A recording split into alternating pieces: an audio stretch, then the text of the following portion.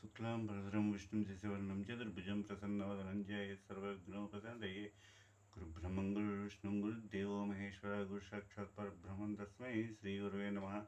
विना वेङ्कटेशं स्मरामि स्मरामि सदा वेङ्कटेशप्रेक्ष लक्ष्मीं क्षीरसागरराजतनयां श्रीरङ्गरामेश्वरीं दासी समस्तदेववनितां लोकैकदुर्गाङ्कुरां सरस्वती नमस्तुभ्यं विद्यारम्भं करिष्यामि सिद्धिर्भवतु मे सदा। ओं भूर्भुवस्सुं तत्सवितुर्वरेण्यं भर्गो देवस्य धीमहि धियो यो नः प्रचोदयात्। ओं विनायकाय नमः। ओं विघ्नराजाय नमः। ओं गौरीपुत्राय नमः। ओं गणेश्वराय नमः। ओं स्कन्दाग्रजाय नमः। अव्ययाय नमः। ओं पूताय नमः। ओं दक्षाय नमः। ओं अध्यक्षाय नमः। ओं द्विजप्रियाय नमः। अग्निगर्भविदे नमः। ओं इन्द्रश्रीप्रदाय नमः। वाणीप्रदाय नमः। अव्ययाय नमः। सर्वसिद्धिप्रदाय नमः। सर्वतनवाय नमः। सर्वारिप्रियाय नमः। सर्वात्मकाय नमः। सृष्टिकर्ते नमः। देवाय नमः। अनेकाच्युताय नमः। शिवाय नमः। शुद्धाय नमः। बुद्धिप्रदाय नमः। शान्ताय नमः। ब्रह्मचारिण्ये नमः। गजाननाय नमः। द्वैतमात्रीण्ये नमः। मुनिस्तुताय नमः। भक्तविघ्ननाशकाय नमः। एकदन्ताय नमः। चतुर्बाहवाय नमः। चतुराय नमः। शक्तिसंयुक्ताय नमः। लम्बोदराय नमः। स्वरूपकर्णाय नमः। हरे नमः।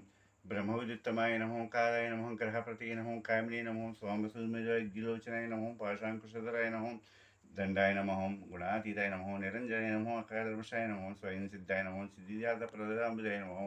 बीजापूररक्ताय नमः। वरदाय नमः। शाश्वताय नमः। कृतिने नमः। द्विजप्रियाय नमः। एकभय नमः। गजरे नमः। चक्रिणे नमः। इक्षचाशध्रुवे नमः। श्रीधाय नमः। अजय नमः। उत्पलाकाराय नमः। श्रीपतये नमः। स्तुतिहर्षताय नमः। कुलाद्रिभिद्रे नमः। जटिलाय नमः। कलिकलमशाय नमः। चन्द्रचूडामणिये नमः। कान्ताय नमः। पापहारिण्ये नमः। समहृताय नमः। आश्रितश्रीकराय नमः। सौम्याय नमः। शक्तिवाञ्छिताय नमः। शान्ताय नमः। कैवल्यसुभराय नमः। चिदानन्दरूपाय नमः। न्यायने नमः। दयायुताय नमः। दान्ताय नमः। ब्रह्मद्वेषविवर्जिताय नमः। प्रमत्तद्वेषभयदाय नमः। श्रीकण्ठाय नमः। विबुधेश्वराय नमः। रमाचिताय नमः। निधये नमः। नागराजयज्ञोपतये नमः। स्थूलकण्ठाय नमः। स्वयंगत्ते नमः। सामकोशप्रियाय नमः। परश्मी नमः। స్థూలతుడాయ నమో అగ్రణ్య నమో ధీరాయ నమో వాగీశాయ నమో సిద్ధిదాయకాయ నమో దౌర్వాభిలప్రియాయ నమో అవ్యక్తమయ నమో అద్భుతమూర్తిమతే నమో శైలేంద్ర తనుజోగస్య ఖేళనోత్సవ కృతమానసాయ నమో స్వరాభంజ స్వరాభూషణ పారంగాయ నమో మన్మథ విగ్రహాయ నమో సమస్త జగదాధారాయ నమో మాయిని నమో మూషికవాహనాయ నమో తృష్టాయ నమో ప్రసన్నాత్మనే నమో సర్వసిద్ధిప్రదాయ నమో ఓం విఘ్నేశ్వరాయ నమో. నమస్తే అండి. ఈ పూజలో కందముక్క ఏంటని చూస్తున్నారా? ఈ పూజలో కందముక్క గురించి ఒక వ్రతకథ చెప్తాను, చూడండి. ఇది ఏంటన్నది విషయం చెప్తే రేపు పోలాల అమావాస్య కదండి. పోలాల అమావాస్య రోజున పోలాల అమావాస్య వ్రతకథ జరుగుతుంది. అది ఒకప్పుడు ఒకనొక గ్రామంలో ఒక బ్రాహ్మణుడు ఉండేవాడు. వానికి 7 సంతానం. అందులో చివరివాని భార్యకు 7 సంతానం అయితే వారు ప్రతి సంవత్సరం భాద్రపద మాస చివరి రోజున వచ్చే అమావాస్య రోజున పోలాల అమావాస్య వ్రతం చేసుకుంటూ సమాయత్తం అయ్యేవారండి.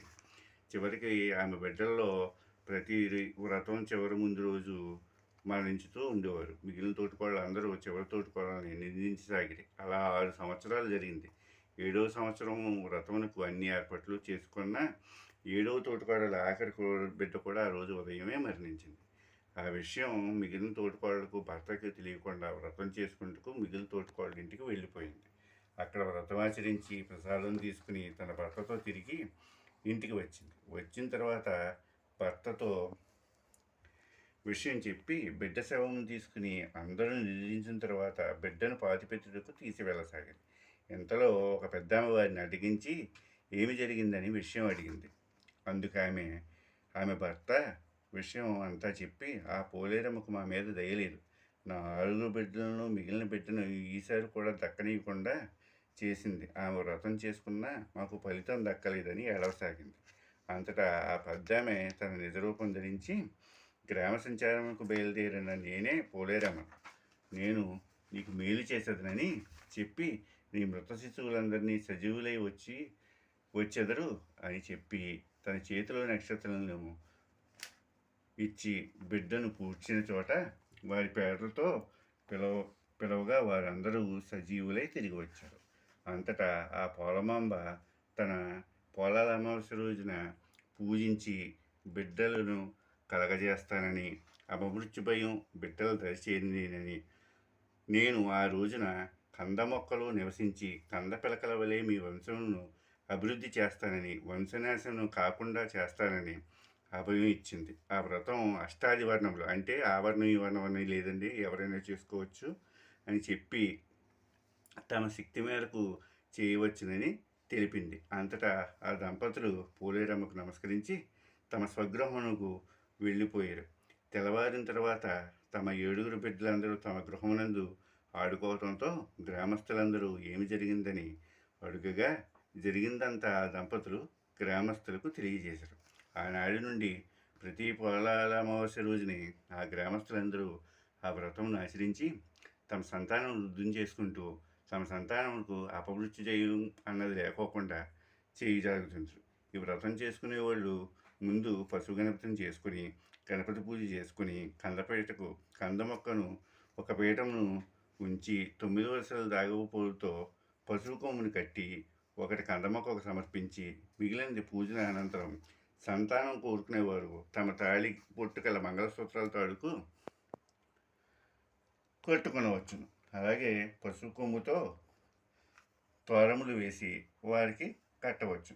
9 సంవత్సరాలలోపు బాలబాలికలు ఉంటే అలాగే పసుపు కొమ్ముతో వారికి తోరణములు కట్టి కట్టవచ్చు.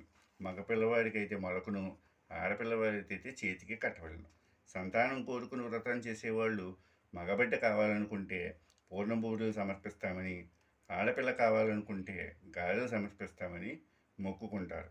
ఫలితం దక్కిన తర్వాత అవి అమ్మవారికి ప్రసాదంగా నైవేద్యంగా సమర్పించి అందరికీ పంచిపెడతారు. అలా అండి ఈ కథ యొక్క కథా విషయం. రేపు పొలాల అమావాస్య అండి.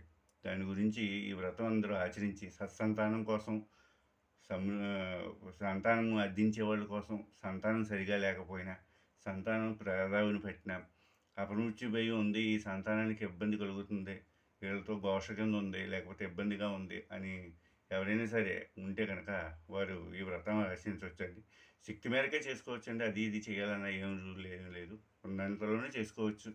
చేసుకున్న దాన్ని శుభ్రంగా మంచి మనసుతో చేసుకోండి. ఫలితం మంచిగా మీకు అనుభవం జరుగుతుంది. సర్వే జన సుఖినో భవంతండి. ఈరోజు మంచి మాట కూడా ఒకటి చెప్పుకుందామండి. మరి ఇవాళ చెప్పే మంచి మాట అయితే, నీరు పళ్ళ మెరుగు నిజం దేవుడు అడిగండి. నీరు ఎప్పుడు ఎంత ఎత్తునున్నా అది పళ్ళానికే చూస్తుంది.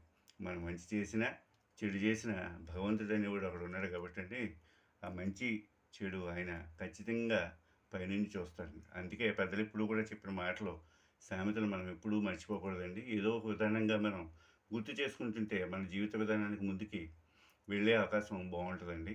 దాని గురించి ఇబ్బంది లేకోకుండా ఒక్కసారి మంచి మాటలు కూడా చెప్పుకొని ముందుకి మన జీవన ప్రయాణం సాఫీగా హాయిగా జరిగేలాగా చూసుకుందామండి. ఇదండి మా వీధి ఛానల్ యొక్క ఉద్దేశం అండి. మంచి మాట చెప్పుకుందాం, హాయిగా నలుగురిలో కలిసి వెళ్దాం, ఇబ్బంది లేని జీవితాన్ని ముందు హాయిగా గడుపుదామండి. ఉన్నంతలో ప్రశాంతంగా జీవించడానికి, జీవించేలాగా చేయడానికి అవకాశం కల్పించేలాగా మన ఛానల్లో మంచి మంచి విషయాలు ఉంటాయండి. ప్లీజ్ సబ్స్క్రైబ్ చేసుకోండి. అంటే కొత్తగా వచ్చాం కదండి, కొంచెం చిన్న చిన్న లోటుపాట్లు ఉన్నాయి, మీరు ఏమి ఇబ్బంది పెట్టుకోవద్దు. సబ్స్క్రైబ్ చేసుకోండి, లైక్ చేయండి, షేర్ చేయండి. ఉంటామండి. సర్వేజన సుఖినో భవంతు.